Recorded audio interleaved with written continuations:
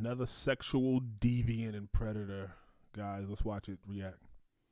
Officials say a sexual predator who was in lockup for allegedly attacking multiple women was caught on camera scooting his way across the jailhouse floor to allegedly assault another woman.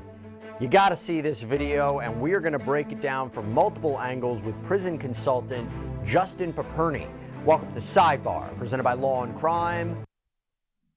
What the fuck? I'm Jesse Weber. You gotta hear this one. Arizona officials say that an inmate at an intake facility was able to sneak past a deputy and try to sexually assault a woman. Yes. Why was she on the floor? To talk about this, I want to bring in prison consultant and friend of the show, Justin Paperny. Justin, good to see you. First, before we even get into the video, and there is a lot to get into, what are inmate intake facilities? First, walk us through that.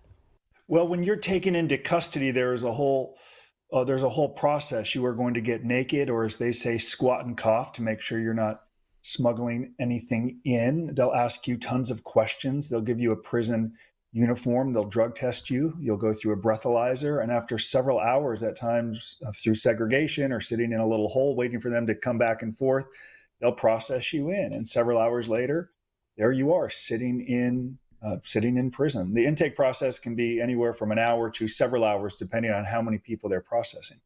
Okay, so with that in mind, and that was a great setup to talk about this scenario.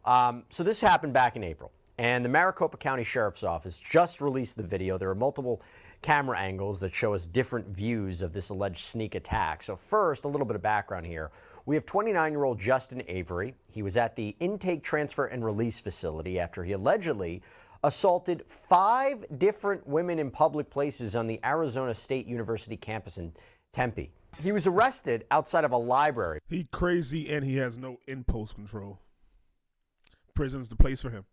Because authorities say he didn't have any connection with ASU, but he allegedly used the campus as his hunting grounds. Now, court documents allege that he targeted women at random, mostly in parking garages, groping them. This is according to reports from the victims. One woman says that Avery tried to strangle her, so she ended up kicking him in the groin to get him to stop. Now, Avery appeared before an Arizona judge. He is a repeat sexual predator, attacking 5 women here. It is just extremely unfortunate that the victims could fight the defendant off to prevent the crime. So he never actually, luckily, he didn't get to the point where he could rape him. So he's not only a sexual deviant and he's incompetent, he can't even, thank God. It's weird saying that, right? He couldn't even rape him. But thank God. And he's incompetent. He couldn't even, it's weird. It's just so weird. It's only a matter of time till you hurt somebody, or he go to a fucking child or something because he can't do it to an adult. So he's like, oh, you know what? That child looks like a better victim. It's only a matter of time. He needs to be thrown under the jail. Going to their full extent. You know what's difficult? You know what's tough? Reading through legal briefs and filings to prepare for Yo, Jesse be so slick with these ads. Sidebar. It's like I'm back in law school. Being told I look like Dennis Reynolds every single time I check the It's tough. Well, Morgan & Morgan, America's largest injury law firm team, it can all be done from your smartphone. There's no upfront fee situation. You got to let them get that off because they create such great content and we react to it. So you got to let them get that off. My gosh, Justin seems to be a guy that, you don't want on the streets. You just summed it up beautifully. There are some people who are charged and arrested and be able to be given bond to continue to work in the community under supervision. But as I read this, he was charged with sexually assaulting 2 people, then immediately out on bond the next day. So I think it speaks to corrections. Some people should be in the community. Some should not. And you could argue there's some culpability with the government allowing him to return to the community. Now, I understand the cost of corrections and that it's very expensive to warehouse people in prison. A lot of these states are broke and they don't want to spend more money than corrections. And you got all these people. So this lady sitting here in the back, she sees something. I guess they just laid on the floor because it's normal, they're cold or whatever, or sleepy. But that's crazy. It looked like the officer almost looking at his ass. He thought he wasn't going to be caught, or he just didn't fucking care. Look at this guy in the back over there. The guy in the back on the wall, he see him. It's just too many people. He don't give a fuck. and He's that it's blatant. very expensive to warehouse people in prison. A lot of these states are broke and they don't want to spend more money than they need to. But if someone is at risk to the community and they've been charged with sexually assaulting people, perhaps some people shouldn't be removed or let go on bond, because guess what? He did it again. So, with that in mind, Avery's arrested. He's taken to jail. And this surveillance video from inside the intake, transfer, and release facility near the jail is from a few days later. So it's April 17th. So this room is divided into two sections. There's a waiting area for women, and then there's another one for men. There's a desk at the dividing line where a deputy sits, supposed to be keeping an eye on things. It's almost 4 in the morning at this point, so a lot of the detainees are trying to sleep. Some are in street clothes, others are in orange jail jumpsuits, and a lot of them have huddled down inside their shirts to try to stay warm or to block out the light. Some are spread out on the floor, and that includes our suspect, Avery.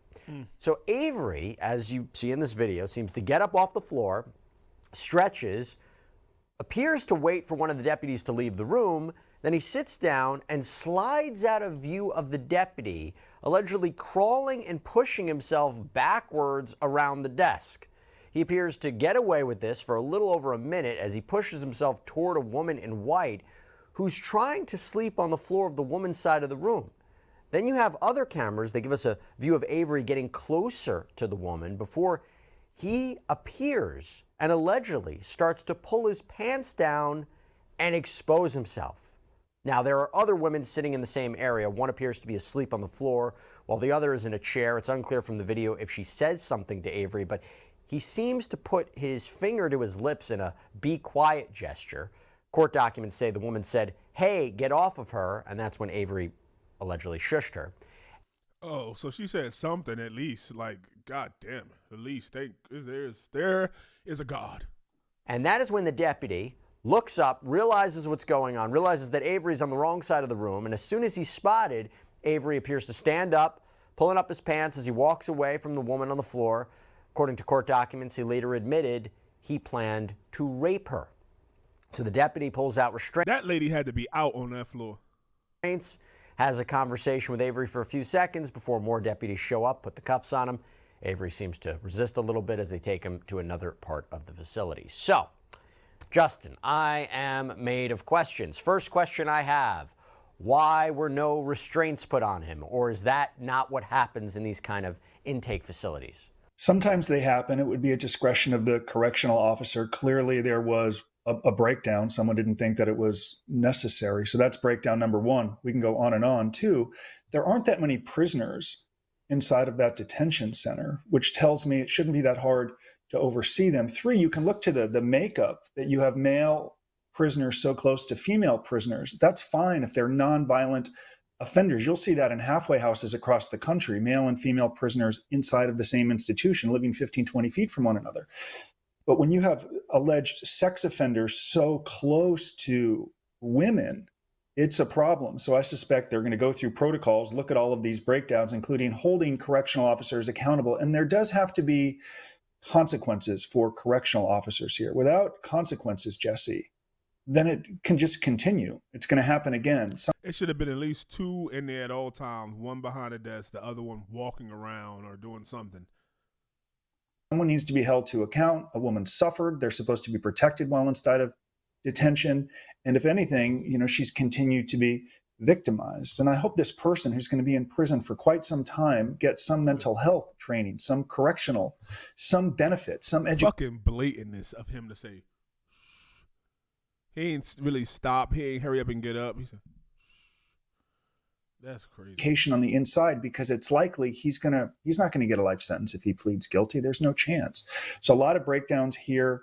It has to be addressed, but there has to be consequences for this correctional officer. If not, people are going to say this can happen and this person doesn't get fired. I can do just about anything here. As we're trying to sort out like who's at fault, you could say maybe it was the facility for not properly segregating these different people, and especially if you knew that Avery has this history. But I also want to question the deputy that's in that room. Now, you see Avery allegedly crawling under the desk. He later described that deputy is not fit. And when you got killers around you or possibly people who could be killers or violent offenders, and you your 100% of your attention is honed in on that screen. He got like complacent almost. Maybe he's been working his job for a while. But if you imagine working with killers over here, or not even killers, just say drug dealers and people over here and other people over here, and you sitting there locked in on it. I mean, every little sound, I'm like he wasn't. And if this guy was doing something, do you really think that this gentleman is fit enough or young enough, whatever you want to say, to stop this guy? If that man went to put up a fight when he put all those handcuffs or something, he could have knocked his ass out. And then where would it be? Describes it as spider-like, acting like a spider. Do you put any who do you put on fault? Do you put any fault on the deputy? Who should we be thinking about is at fault here? Everyone within that institution. Part of the only thing prisons care about are two things: keeping costs down and security of the institution, right? So responsibility rests with everyone who worked inside of that prison, from the top all the way down. Someone's going to get fired. There have to be consequences here. This prisoner is clearly mentally ill, is unable to see right from wrong, and even in a confined setting looks to continue to victimize, hurt, as Anise said, was attempting to rape another woman. So that's crazy how this woman is still asleep. Like, she on the floor in prison waiting, and she don't feel nobody behind her. Or maybe she's like, nah, I can't. I'm not gonna get hurt in prison, I guess. Like, is it safe? I don't know. Responsibility rests with the institution. They know that, and they're fearing for their jobs, and more changes are going to be coming. I mean, this would be different if this was like 1,000 people inside of this institution, but there were very few male and female prisoners there, which tells you it should not be that hard to oversee them at any hour of the day. Huge breakdown, and it has to change. And he didn't think that there was surveillance cameras? He didn't care. Looking at what he might have, I mean, again, he might have thought he wouldn't evade detection. No, I don't think he even, you ever seen a kid do something? You're like, did you think? They're like, no. Sometimes that's the truth. Like, they literally did not think. They seen it and said, oh, I want it. Like a child. Like, he didn't think about getting caught, not getting caught. He just, let me go do this. From they don't deputy, care. But yeah. So when you're ill and you're so obsessed or consumed with continuing to victimize people, and I think I read that he had saw this woman and clearly found her attractive. He's already in prison. He's already looking at a lengthy sentence. Clearly doesn't understand right from wrong. What's the risk if he gets caught? They send him to segregation. And that's almost like the last time he could do it. He's like, damn, after this intake, I'm gonna be in prison with men, and I ain't gonna be around no women I could vict. This is literally his. Unless it's going to be a guard or something, this is literally might be his last opportunity to victimize somebody.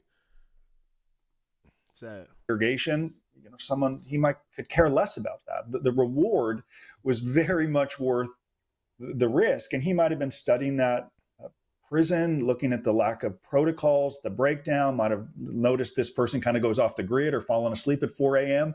So if you're conniving or criminal enough, you're going to seize an opportunity, find an opening, even if you're in a detention center. Clearly this person did, and for 90 seconds he was victimizing this woman, and as you said, could have been successful.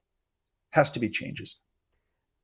It's so, taking these allegations is true. I mean, it's so diabolical, allegedly crawling, not to escape, right? Not to escape, which I've seen those cases, but you see someone from across the room and you want to assault them. That's what makes this incredibly nefarious. Yes, I would agree. And it also speaks to what I said earlier. Should he even have been released into the custody? There are some people who need to remain confined. There are some people like this person who need to be locked up, segregated 23 hours a day. Like Sean Combs in that detention center in Brooklyn, confined, not in general population. This person, no different, confined 23 hours a day, totally separate. Think Hannibal Lecter. For goodness sake, no one can access him or be around him at any time. He is a menace who seeks to hurt and potentially assault and rape women. He should be around no prisoners at any time. All right, so to put a bow on this, according to Maricopa County court records, Avery was slapped with 2 charges for this incident: attempt to commit sexual assault and also aggravated assault on a corrections employee. He might have been resisting at one point. His case has been continued several times. And by the way, he was previously convicted of shoplifting and disorderly conduct. Justin Paperny, thank you so much for coming on. Appreciate it, sir. See, he like a little kid, like just fucking, like he just got to do it. Like he just couldn't help himself, like shoplifting. Oh, I see this, I got to take it. Like those are all crimes where like there's no type of control. Look at him. Look at him walking. He like, oh damn, I'm caught. So what? Let me just go back here. Like he tried to walk it off, like almost like the guy was just gonna be like, hey, get back to your seat. Don't get up again. Blah blah. He's gonna get a talking to like he just stole a cookie out the kitchen when his mama told him wait till dinner. He got his hand in his pants and everything. He just sitting there. And the lady still sleep. Somebody need to check on her. Is she dead? Or do you go and say, ma'am, you was almost sexual assaulted? Who woke her up? This is crazy to me that she sleep. Like, I don't know. And they sleep and they still sleep. Like, these people see so much chaos and stupid shit in the hoods and whatever they from. They probably like, this is a normal day in here, man. These some animals. I don't know. Let me know what y'all think. I think they should throw his ass under the jail, like they said. I don't know if there's any rehabilitating him. How do you even know that he is? Like, in order to know, you got to put him out there. And I don't think you take that risk. Not when he's acting like this. You already in trouble? And you doing this? Nah. You're an animal. Let me know what y'all think, Cave Dweller.